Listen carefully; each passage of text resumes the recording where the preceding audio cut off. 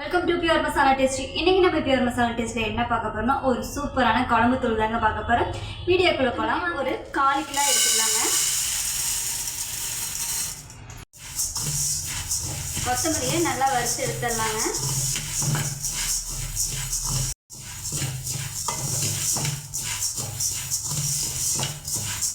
கொத்தமல்லி பார்த்தீங்கன்னா நல்லா வறுபட்டுருச்சுங்க. இதை வேற ஒரு பாத்திரத்தில் மாற்றிடலாம். கொத்தமல்லியை ஜஸ்ட்டு சூடேற அளவுக்கு வறுத்தமா போதும். இப்போ இதை வேற ஒரு பாத்திரத்தில் மாற்றிடலாம்.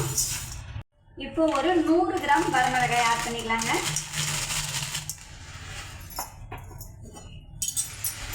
இந்த மாதிரி குழம்பு தூள் நீங்கள் ட்ரை பண்ணி பாருங்கள். டேஸ்ட்டு சூப்பராக இருக்கும். எல்லா குழம்புகளுக்குமே இந்த குழம்பு மிளகாய் தூளை நம்ம பயன்படுத்தலாங்க. மிளகாயும் ஜஸ்ட்டு சூடேற அளவுக்கு வறுத்தெடுத்தா போதுங்க. இப்போ நான் வறுக்கும்போது எப்போவுமே இந்த கோம்பை நீக்க மாட்டேங்க. இதை காய வச்சு அரைக்க போங்க இல்லைங்களா, அப்போ தான் நீக்குவேன். அப்போ தான் காரம் ஏறாமல் இருக்கும். பார்த்தீங்கன்னா வரமிளகாயை நம்ம நல்லா வறுத்து எடுத்துட்டுங்க. இது வேற ஒரு பாத்திரத்தில் மாற்றிடலாம். இப்போ அடுத்ததாக கடலைப்பருப்பு 25 கிராம், உளுத்தம்பருப்பு 25 கிராம் ஆட் பண்ணிக்கலாங்க.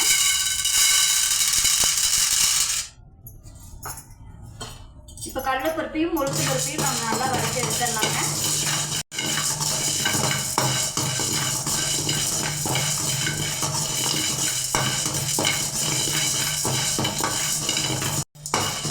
பார்த்தீங்கன்னா கடலைப்பருப்பும் உளுத்தம்பருப்பும் நம்ம நல்லா வறுத்து எடுத்துட்டேங்க. இதை வேற ஒரு பாத்திரத்தில் மாற்றிடலாம்.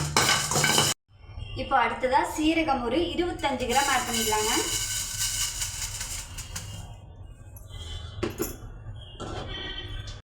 இப்போ சீரகத்தை நம்ம நல்லா வறுத்து எடுத்துடலாங்க.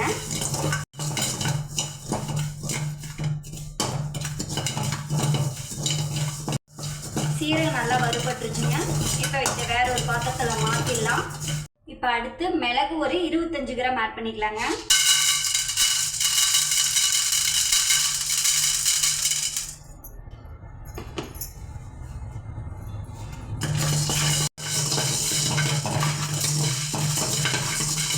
நல்லா வறுத்து எடுத்துடலாங்க.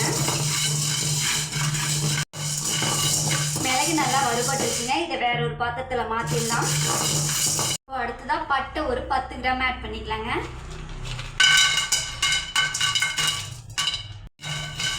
பட்டையை நல்லா வறுத்துக்கலாங்க. இப்போ அதுலேயே நம்ம அடுத்ததாக கிராம்பை ஆட் பண்ணிக்கலாங்க.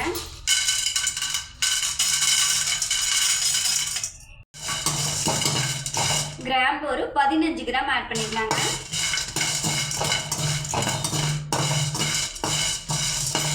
இதை வறுத்துட்டு நம்ம காய வச்சு மிஷினில் அரைக்க போகும்போது இந்த பட்டையெல்லாம் நம்ம நல்லா உடைச்சி எடுத்துட்டு போயிடலாங்க.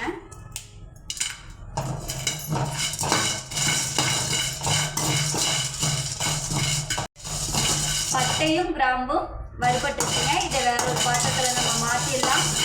இப்போ நம்ம அடுத்ததாக சுக்கு தாங்க ஆட் பண்ண போகிறோம். சுக்கு ஒரு 15 கிராம் ஆட் பண்ணிக்கலாங்க.